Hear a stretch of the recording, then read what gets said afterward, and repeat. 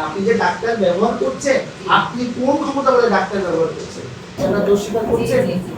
চট্টগ্রামের ফটি উপজেলার শান্তিরহাট এলাকাত জুলাই 9 তারিখ মঙ্গলবার বিকাল 5টায় গোয়েন্দা সংস্থার তথ্যের ভিত্তিতে পটিয়া সহকারী কমিশনার ভূমি এবং নির্বাহী ম্যাজিস্ট্রেট প্লাবন কুমার বিশ্বাসের নেতৃত্বে মোবাইল কোর্ট পরিচালনা করি এক ভুয়া ডাক্তাররে জরিমানা করা হয়।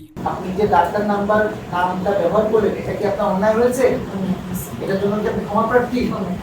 এটার জন্য আজকে পত্র মোবাইল কোর্টে আমরা যে শাস্তি দেবো সেটা কি আপনি মেনে নেবেন? মেনে নেবেন।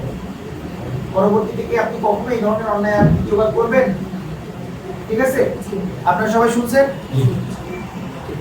অভিযানত ডাক্তারি সনদ ব্যতীত ডাক্তারি পদবি ব্যবহার করণ এবং রোগীসন সাথে মেডিকেল প্রেসক্রিপশন দিয়ানোর প্রমাণ পাওয়া গিয়ে, যে কারণে তাহারা বেগম নামর এই ভুয়া ডাক্তাররে 1 লাখ টাকা জরিমানা গুজি নির্বাহী ম্যাজিস্ট্রেট প্লাবন কুমার বিশ্বাস।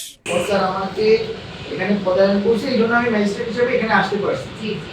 যদি এখন আমি মনে করেন যে একটা সাপোজ আমার ছোটখাটো একটা ব্যবসা আছে, আমি কি হঠাৎ করে এখানে এসে বলতে পারবো যে আমি ম্যাজিস্ট্রেট যা কিছু আছে জব্দ করা কি বলতে পারবো? আমার তো সে ক্ষমতা নেই।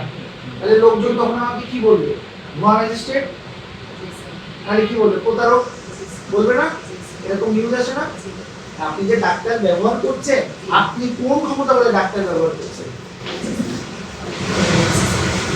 আপনি ডাক্তারের যে সাইনবোর্ড লাগালেন, এখানে প্রসূতি মায়েরা আসে, আপনার কোনো কারণে যদি আপনার একটা রং ট্রিটমেন্টে কারো ক্ষতি হয়, সেটার দায়িত্ব কে নেবে?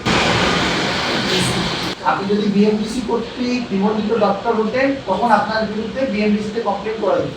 এই সময় পটিয়া উপজেলা ও স্বাস্থ্য পরিবার পরিকল্পনা কর্মকর্তার প্রতিনিধি doctor Sajjad Osman, Patiya sanitary inspection officer Mohammad Shah Alam, Patiya model থানা পুলিশের প্রতিনিধি ও এনএসআই চট্টগ্রাম জেলা কার্যালয়ের রোগ্য টিম উপস্থিত আছে। একজন প্রকৃত ডাক্তার আসবে, উনি আপনাকে আরো পরীক্ষা নিরীক্ষা করবে। ঠিক আছে? আপনি চুপচাপ আমাদের সাথে সহযোগিতা করবেন। ঠিক আছে? সহযোগিতা করবেন। C+ চট্টগ্রাম।